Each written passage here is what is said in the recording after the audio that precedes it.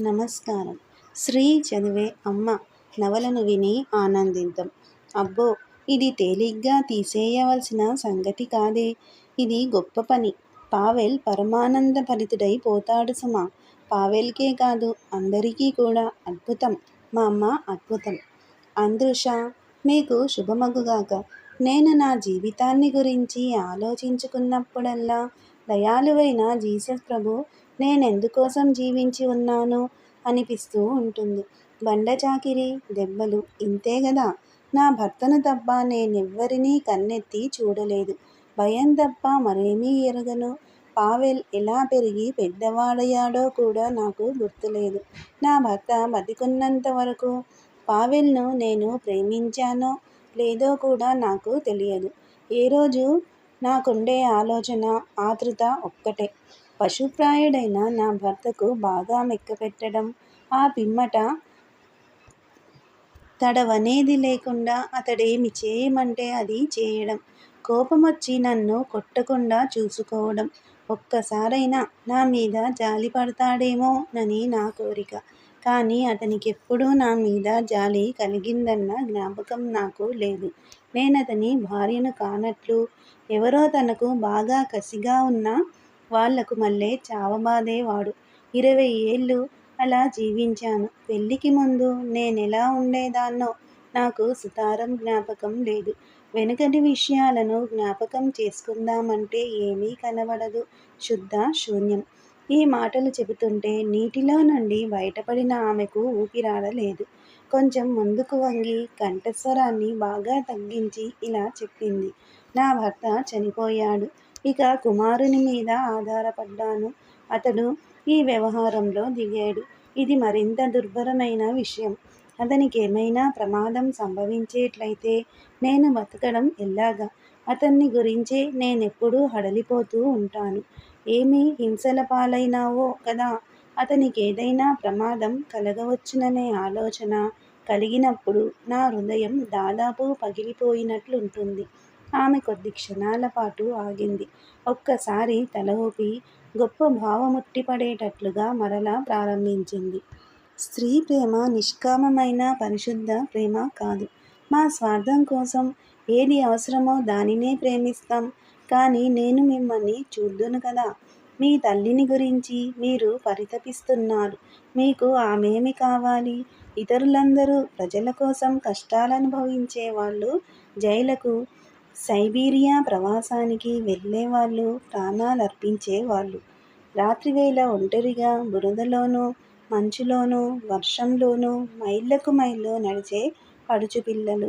మన ఇంటికి 4-5 మైళ్లు పట్టణం నుండి నడిచి వెళ్లేవాళ్ళు.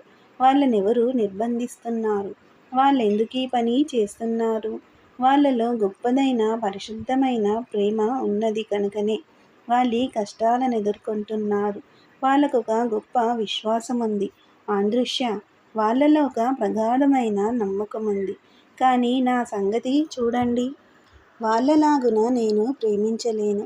నా స్వంతమనుకున్న దానినే, నాకు సన్నిహితమైన దానినే నేను ప్రేమించగలను. నిజమే అంటూ హోహోల్ తన అలవాటు ప్రకారం చేతుల్తో తల, బుగ్గలు, కళ్ళు గబగబా రుద్దుకుని పక్కకు తిరిగి ఇలా చెప్పాడు. ప్రతివారు తనకేది దగ్గరో దాన్నే ప్రేమిస్తారు. కానీ విశాల హృదయులైన వారికి దూరంగా ఉన్నవి కూడా సన్నిహితమే అవుతాయి. మీలో గొప్పదైన మాతృప్రేమ ఉంది. మీరు గొప్ప పనులు చేయగలుగుతారు. భగవంతుడనుగ్రహించుగాక అని నిట్టూర్పు విడిచి ఇలా అంది. ఇది బ్రతకడానికి మంచి మార్గమని అనుకుంటున్నాను. ఆంద్రేయ్, నేనిప్పుడు మిమ్మల్ని ప్రేమిస్తున్నాను. బహుశా పావెల్ కన్నా ఎక్కువగానేమో. అతడు చాలా గుట్టు మనిషి. మాట వరుసకి చెప్తాను. అతను సాషాను పెళ్లి చేసుకోవాలనుకుంటున్నాడు. కానీ తల్లినైన నాతో ఒక్క మాటైనా చెప్పేడు కాదు. ఆ మాట నిజం కాదు అని హోహోల్ ఆమె మాట కడ్డొచ్చాడు. నిజం కాదని నాకు బాగా తెలుసు. అతడామెను ప్రేమిస్తున్నాడు. ఆమె కూడా అతన్ని ప్రేమిస్తోంది. అంతవరకు నిజమే. కానీ వాళ్ళెన్నటికీ పెళ్లి చేసుకోరు. ఆమెకు చేసుకోవాలనే ఉంది. కానీ అతడికిష్టం లేదు. ఓహో, అదా సంగతి అని విచారసూచకమైన దృష్టి సారించి ఆలోచనాయుతంగా అదన్నమాట అసలు సంగతి. అంటే వాళ్ళు స్వీయ సుఖాన్ని కూడా పరిత్యజిస్తున్నారన్నమాట అంది. పావెల్ చాలా అపురూపమైన మనిషి. భల్లూకపు పట్టుదల కలవాడు సుమండి అన్నాడు హోహోల్ మృదువైన స్వరంతో. ఇప్పుడు జైల్లో మగ్గుతున్నాడు అంది సాలోచనగా తల్లి. తలుచుకుంటే దిగులుగానే ఉన్నా మరీ దుర్భరంగా లేదు. జీవితం మారింది. నా దిగుళ్ళు మారాయి. నేనిప్పుడు అందరి కోసమూ దిగులు పడుతున్నాను.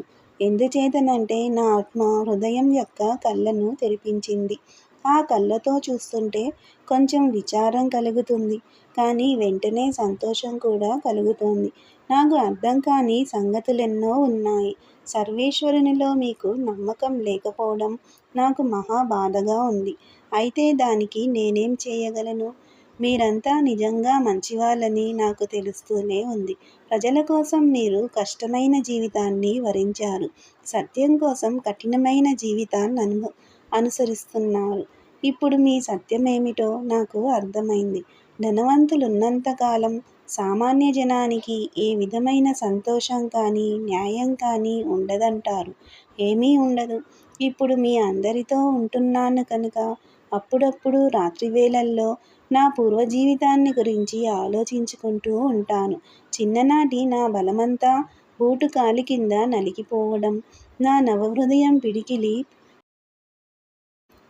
పోట్లతో పొడుమైపోవడం తలుచుకుంటే నా మీద నాకే జాలి కలుగుతుంది. వెగటు కలుగుతుంది. అయితే ఇప్పుడు నాకు బతకడం సులువుగా కనబడుతోంది. కొద్ది కొద్దిగా నేనెలా ఉన్నానో చూడగలుగుతున్నాను. హోహోల్ లేచి నిలబడ్డాడు. పొడుగ్గా, సన్నంగా ఉన్న అతడు ఆలోచనా నిమగ్నుడై చప్పుడు చేయకుండా పచారు చేస్తూ మృదువుగా అన్నాడు. ఎంత బాగా చెప్పేరమ్మా! చాలా బాగా చెప్పేరు. కేర్చులో పద్యాలు రాసే యువకుడొకడుండేవాడు. అతడొకనాడు ఈ పద్యం రాశాడు. అమాయకురాలు హత్యల పాల్పడగా సత్యమే వారిని బతికిస్తుంది. కేర్చులో అతన్ని పోలీసులు చంపారు. అయితే అదేమంత ముఖ్యమైన సంగతి కాదు. అతడు సత్యాన్ని గ్రహించి దాన్ని ప్రజల్లో వెదజల్లాడు. మీరు కూడా ఆ అమాయకుల్లో ఒకరు. తల్లి మళ్ళీ అందుకుంది. అయితే నేనిప్పుడు బిగ్గరగా మాట్లాడుతున్నాను. బిగ్గరగా మాట్లాడుతూ నా మాటలు నేనే వింటున్నాను. కానీ నా చెవులను నేనే నమ్మలేకపోతున్నాను. నా జీవితమంతా ఒక్కటే ఆలోచన. రోజెల్లా గడిచిపోతుందా అనేదే. ఎవ్వరూ నన్ను చూడకుండా, నా శరీరం మీద చెయ్యి వెయ్యకుండా ఉంటే అంతే చాలనిపించేది. కానీ ఇప్పుడు ఇతరులను గురించి ఆలోచనలు నా తలనిండా ఉన్నాయి. మీ పనిని నేను పూర్తిగా అర్థం చేసుకోలేకపోవచ్చును.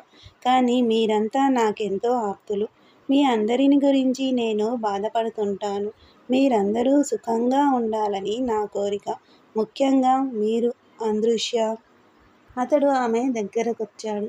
కృతజ్ఞుడిని అన్నాడు. ఆమె చేతిని తన చేతుల్లో పెట్టుకుని గట్టిగా నొక్కి తరువాత వదిలేసి చటుక్కున వెనక్కి తిరిగాడు. తల్లి తన ఆవేశంతో తానే అలసట చెంది మెల్లగా నిశ్శబ్దంగా గ్లాసులు కడుగుతూ తన హృదయంలో ఆనందానుభూతిని పొందింది. పచారు చేస్తున్న హోహోల్ ఆమెతో ఇలా చెప్పాడు. మామ్మ, మీ ప్రేమను కొంత వెసోవ్చికోవ్కు ప్రసాదించాలి. అతని తండ్రి జైల్లో ఉన్నాడు. ఎందుకూ పనికిరాని ముసలి తాగుబోతు. నికోలాయ్ అతన్ని కిటికీ దగ్గర చూచేసరికల్లా తిట్లు ప్రారంభిస్తాడు. అది చాలా చెడ్డలవాటు. నికోలాయ్ సహజంగా చాలా దయాదాక్షిణ్యాలు కలవాడు. అతడు కుక్కల్ని, ఎలుకల్ని, అన్ని రకాల జంతువుల్ని ప్రేమిస్తాడు. మనుష్యులను మాత్రం అసహ్యించుకుంటాడు. మనిషికి ఏమి సంభవిస్తుందో కొంచెం చూడండి. తల్లి ఎక్కడికో పోయింది. తండ్రి దొంగ, తాగుబోతు అంది తల్లి ఆలోచిస్తూ. ఆంద్రెయ్ పడుకుందుకు సిద్ధంగా ఉన్నాడనగా అతనికి కనబడకుండా ఉండేట్టుగా తల్లి అతనిపై శిలువ గుర్తు వేసింది. అతడు పడుకున్న ఒక అరగంటకు నిద్రపోతున్నావా ఆంద్రుష్య అని మెల్లగా అడిగింది. లేదు. ఎందుకు? నిద్రపో నాయనా. సరేనమ్మా, నిద్రపోతాను అన్నాడు కృతజ్ఞతతో. మర్నాడు నిలోన్న ఫ్యాక్టరీ గేటు దగ్గరకొచ్చేసరికి కాపలాదారులు ఆమె అటకాయించి బుట్టలన్నీ కింద పెట్టించారు.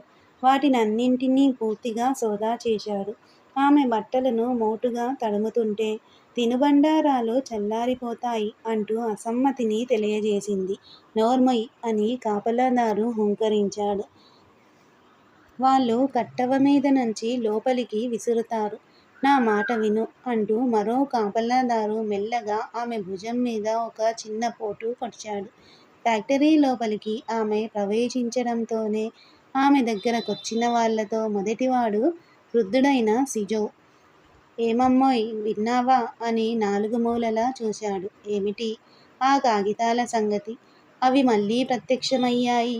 బ్రెడ్డు ముక్క మీద ఉప్పు చల్లినట్లుగా అంతటా విరజల్లబడ్డాయి. సోదాలు, అరెస్టులు చేస్తూనే ఉన్నారు. మా మేనల్లుడు మాజిన్ను జైల్లో పెట్టారు. ఏమైనట్టు? నీ కొడుకును పట్టుకుపోయారు.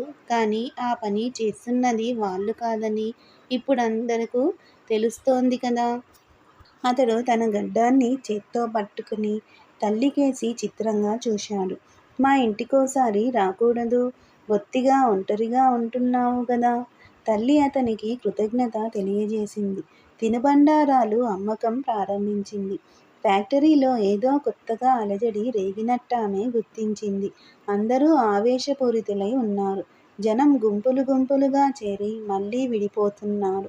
ఒక కర్మాగారం నుంచి మరో కర్మాగారికి పరుగులెత్తుతున్నారు. ఈ మసిగమ్మిన వాతావరణంలో ధైర్య సాహసాలతో కూడిన పనేదో జరుగుతోందని ఆమె కనిపెట్టింది. వడ్రంగి కార్ఖానా మేస్త్రి నవీలో టైంకీపరు ఇసాయి మెల్లగా నడిచి వెళ్ళారు. మేస్త్రి జడలు కట్టిన గెడ్డం దులుపుకుంటూ లొడలొడ మాట్లాడుతూ నడుస్తుంటే పొట్టివాడైన టైంకీపరు అతని ముఖం చూడ్డానికి తలపైకెత్తి పక్కకు తిప్పి అతని వెంట నడుస్తున్నాడు. వాళ్ళిదంతా వేళాకోళం అనుకుంటున్నారోయ్ ఇవాన్ ఇవానోవిచ్. వాళ్ళకదొక ఆనందం. డైరెక్టరు చెప్పినట్లు రాజ్యం నాశనమైపోతే మాత్రం వాళ్ళకేమి? అబ్బే, ఇలా ఒకరిని ఇద్దరిని కలుపు తీయడం కాదు, బాగా లోతుగా దున్నేయాలి. నవీలో చేతులు వెనక్కి పెట్టుకుని వేళ్ళు పిడికిట్లో బిగించి నడుస్తున్నాడు. పొండి, మీ ఇష్టమొచ్చిన దాన్ని అచ్చేసుకోండి, కుక్కల కొడుకల్లారా. నన్ను గురించి ఒక్క మాటంటే మాత్రం జాగ్రత్త అని గట్టిగా అరిచాడు. వసీలీ గువెన్ తల్లి దగ్గరకొచ్చాడు. ఏమమ్మోయ్, మీ వంటకాలు బాగున్నాయి. మరొకసారి భోజనం చేసి చూద్దామనుకుంటున్నాను అని కళ్ళు చిట్లించి మెల్లగా, సరిగా అలాంటివే మాకు కావాలి. మంచి పని చేస్తున్నారమ్మా అన్నాడు. ఆమె ఎంతో ఆప్యాయంగా తలూపింది. ఆ పేటలో కల్లా పెంకెఘటమని ప్రసిద్ధికెక్కిన వసీలీ తన్నింతగా మన్నించి మాట్లాడ్డం ఆమెకెంతో సంతోషాన్ని చేకూర్చింది. ఫ్యాక్టరీలో జరుగుతున్న అలజడికి కూడా ఆమె సంతోషించింది. ఇది నా మూలాన కాకపోతే అనే ఆలోచనలో పడింది. చదవడం రానందుకు జనం చాలా విచారపడుతున్నారు. నా చిన్నతనంలో నాకు చదవడం వచ్చు, కానీ మర్చిపోయాను అని ఆంద్రెయ్తో చెప్పింది. ఇప్పుడు నేర్చుకోకూడదూ? అన్నాడు హోహోల్. ఈ వయస్సులోనా? నలుగురూ నవ్వడానికా? ఆంద్రెయ్ అలమారాలో నుంచి ఒక పుస్తకాన్ని తీసి అట్టమీద ఒక అక్షరాన్ని చూపించి ఇదేం అక్షరం అని అడిగాడు. ఆర్ అని చిరునవ్వుతో ఆమె జవాబిచ్చింది. ఆ అక్షరం ఏ. తల్లికి తన స్థితి అర్థమైంది. సిగ్గేసింది. ఆంద్రెయ్ లోపల్లోపల నవ్వుకుంటున్నట్లు ఆమె కగపడింది. అతని చూపు తప్పించుకుంది. కానీ అతని కంఠస్వరం మెల్లగా మృదువుగా ఉంది. ఆమె మాత్రం గంభీరంగా ఉంది. ఆంద్రెయ్, నిజంగా నాకు నేర్పాలనుకుంటున్నారా అని అప్రయత్నంగా వచ్చిన నవ్వుతో అడిగింది. ఎందుకు రాదు? ఇదివరకొకసారి నేర్చుకుని ఉంటే ఇప్పుడు మళ్ళీ దానంతటదే వస్తుంది. శాస్త్రం చెప్పినట్లు ప్రయత్నిస్తే నష్టం లేదు కదా. అయితే మరింకో సామెత ఉంది. విగ్రహం చేసి చూస్తూ కూర్చుంటే సన్యాసి కాడు. ఊహూ, సామెతలు కొల్లలుగా ఉన్నాయి. ఎంత తక్కువగా తెలుసుకుంటే అంత సుఖంగా నిద్రపడుతుంది అన్న సామెతను ఉదాహరణగా తీసుకోండి. నిజానికి అలా ఆలోచించవలసినది పొట్ట ఒక్కటే. సులువైన మార్గాలు పట్టడానికి ఈ విధమైన సామెతలతో ఆత్మను పెడదారి పట్టించడమే అన్నాడు ఆంద్రెయ్ తలూపుతూ. ఈ అక్షరమేమిటి అని తల్లిని అడిగాడు. ఎల్ అంది. బాగుంది. ఇది. మరిచిపోయిన అక్షరాలను జ్ఞాపకం చేసుకునేందుకు ఆమె ఏకాగ్రచిత్తంతో కళ్ళకు పనిచెప్పింది. కానీ కళ్ళకి బాగా శ్రమ అనిపించింది. అలసట చేత కళ్ళ వెంబడి నీరు కారింది. నిస్పృహ వచ్చింది. చదవడం నేర్చుకుంటున్నావన్నమాట అని మూలిగింది. 40 ఏళ్ళు మీద వచ్చాయి అక్షరాలు నేర్చుకోవడం అన్నమాట. ఓహోల్ ఓదార్చడం మొదలెట్టాడు. సాయంకాలం ఓహోల్ బయటికి వెళ్ళాడు. తల్లి దీపం వెలిగించి బల్ల దగ్గర కూర్చొని మేజోడల్లడం మొదలెట్టింది. అంతలోనే లేచి ఏమీ తోచక గదిలో అటూ ఇటూ తిరుగాడింది. ఇంతకుముందు జాగ్రత్తపడి కూడా ఆమె పుస్తకం మీదకు వంగి చదవడానికి ప్రారంభించే ముందు 4 మూలలా అనుమానంగా చూడడం తప్పలేదు. తర్వాత కళ్ళు మూస్తూ తెరుస్తూ తనలో తాను గొణుక్కోవడం మొదలుపెట్టింది. L letter B box. ఎవరో తలుపు తట్టినట్లయింది. తల్లి గబాలన లేచి పుస్తకాన్ని అలమారాలో పెట్టేసింది. ఎవరు వారు అని కంగారుగా అడిగింది. నేను. గడ్డం సవరించుకుంటూ రీబిన్ లోపలికొచ్చాడు. రీబిన్ ఆమెకేసి భావపూరితంగానూ గుంభితంగానూ చూశాడు. ఆమెకేదో అస్పష్టమైన ఆందోళన కలిగింది. ఏ పనికైనా డబ్బవుతుంది అంటూ తనకు స్వాభావికమైన భారమైన కంఠస్వరంతో మాట్లాడడం మొదలెట్టాడు. పుట్టడానికి డబ్బు కావాలి, చావడానికి డబ్బు కావాలి. పుస్తకాలను, కరపత్రాలను కూడా డబ్బు ఖర్చవుతుంది. ఈ కరపత్రాలకు డబ్బు ఎక్కడి నుంచి వస్తుందో నీకేమైనా తెలుసా? నువ్వేమనుకుంటున్నావు అని అడిగింది. భల్లూకంలాగున రీబిన్ ఆమెకేసి తిరిగాడు. మోసంలో పడ్డాం. మనల్ని మోసం చేశారని అనుకుంటున్నాను. నాకేమీ ఇదమిద్దమని విశదంగా తెలియదు. కానీ ఇందులో ఏదో వంచన ఉంది. అంతే. పెద్ద మనుషులున్నారే వాళ్ళు. చాలా వంచనోపాయం తెలిసినవాళ్ళు. ఇక ముందు నుంచి నేనీ పెద్ద మనుష్యుల వెంట పోదలుచుకోలేదు. వాళ్ళకవసరమైతే నన్ను పడగొట్టి వంతెన మీద నుంచి నడిచేటట్లుగా నా మీద నుంచి నడిచిపోతారు అన్నాడు రీబిన్. అతడి మాటలు తల్లి హృదయాన్ని మెలిపెట్టేశాయి. ఓ భగవంతుడా! పాషా ఈ సంగతి ఎరుగడా? అతని తోటి వారందరూ అని విచారంతో ఆమె బిగ్గరగా అంది. ఆమె అసమ్మతి సూచకంగా తలూపుతూ అంది. కాదు కాదు, నేను నమ్మలేను. వాళ్ళందరూ అంతరాత్మ కలవాళ్ళు. అమ్మా, నువ్వు సరైన చోట చూడ్డం లేదు. కొంచెం దూరంగా చూడు అన్నాడు రీబిన్ తల వంచుకొని. ఆమెతో చేరిపోయిన వాళ్లకు ఏమీ తెలియకపోవచ్చు. వాళ్ళందరికీ ఒక విశ్వాసమంటూ ఉంది. అది చాలా మంచిది. వాళ్ళ వెనకాల కొందరు స్వార్థపరులుండవచ్చు. తల్లి మళ్ళీ సంశయంలో పడి, మరి నువ్వేమీ చెయ్యాలనుకుంటున్నావు అని అడిగింది. నేనా అని రెట్టించి రీబిన్ తల్లికేసి చూసి ఒక క్షణమాగి, ఈ చదువుకున్న పెద్ద మనుషులకు మనం దూరంగా ఉండాలి, అది సంగతి అన్నాడు. అతడు మరలా విచారంతో నోరు మెదల్పకుండా కొంచెంసేపు కూర్చున్నాడు. తర్వాత, నేను కూడా మన కుర్రాళ్ళతో పాటు ముందుకు పోదామనుకున్నాను. అలాంటి పనికి నేను బాగా తగినవాడినే. ప్రజలకేం చెప్పాలో నాకు తెలుసు. కానీ నేనిప్పుడు వెళ్ళిపోతున్నాను. నాకు విశ్వాసం పోయింది కనుక వెళ్ళిపోక తప్పదు అన్నాడు. అతడు తల వంచుకుని ఆలోచనా నిమగ్నుడయ్యాడు. నేను ఒంటరిగానే నా పని నేను చేస్తాను. పల్లెల వెంట గ్రామాల వెంట తిరిగి ప్రజలను లేవగొడతాను. వాళ్ళు తమ పనిని స్వయంగా తమే చేసుకోవాలి. ఒకసారి వాళ్లకు అసలు విషయం తెలిస్తే మార్గాలు వాళ్ళే తెలుసుకుంటారు. విషయాన్ని తెలియజెప్పడమే నా పని. వాళ్ళ ఆశలు వాళ్ళవే, వాళ్ళ బుద్ధి వాళ్ళదే అన్నాడు రీబిన్. తల్లికి అతని మీద జాలి కలిగింది. అతడిని గురించి భయం కూడా కలిగింది. ఏ కారణం చేతనో మొదట్లో అతనంటే అయిష్టత కలిగిన తల్లికి ఇప్పుడెందుచేతనో అతడెంతో సన్నిహితుడయ్యాడు. నిన్ను పట్టుకుంటారు అంది మెల్లగా. రీబిన్ ఆమెకేసి చూసి, అవును, పట్టుకుంటారు. కానీ వదిలిపెట్టేస్తారు. మళ్ళీ మొదలెట్టి ఆ పనే చేస్తాను అన్నాడు. పల్లె రైతులే నిన్ను పట్టుకుని వప్పు చెబుతారు. వాళ్ళు నిన్ను జైల్లో పారేస్తారు. రీబిన్ నెమ్మదిగా ప్రతి మాటని తూచి మాట్లాడాడు. ఈ మధ్య నేను చాలా కష్టాలు దిగమింగాను. 1-2 విషయాలు తెలుసుకున్నాను. మిఖాయిల్ ఇవానోవిచ్, ఇంతటితో మీ పని ఆఖరు అని విచారంగా తలుపుతూ అంది తల్లి. క్రీస్తు విత్తనం గురించి ఏమి చెప్పాడో జ్ఞాపకముందా? మరలా జన్మెత్తడానికి ముందు అది నశించాలి. కానీ నన్నింత త్వరలో చావు వరించదు. నేను జిత్తులమారి ముసలి నక్కని. అతడు కుర్చీలో నుంచి నిదానంగా లేచి నుంచున్నాడు. బాగుంది. నేనొచ్చి వెళ్ళేనని అతనితో చెప్పు. ఈ నవల మీకు నచ్చితే సబ్స్క్రైబ్ చేయండి, షేర్ చేయండి, లైక్ చేయండి, బెల్ ఐకాన్ను ప్రెస్ చేయండి. శ్రీ ఛానల్ ఆడియో నవలను వింటున్నందుకు ధన్యవాదములు.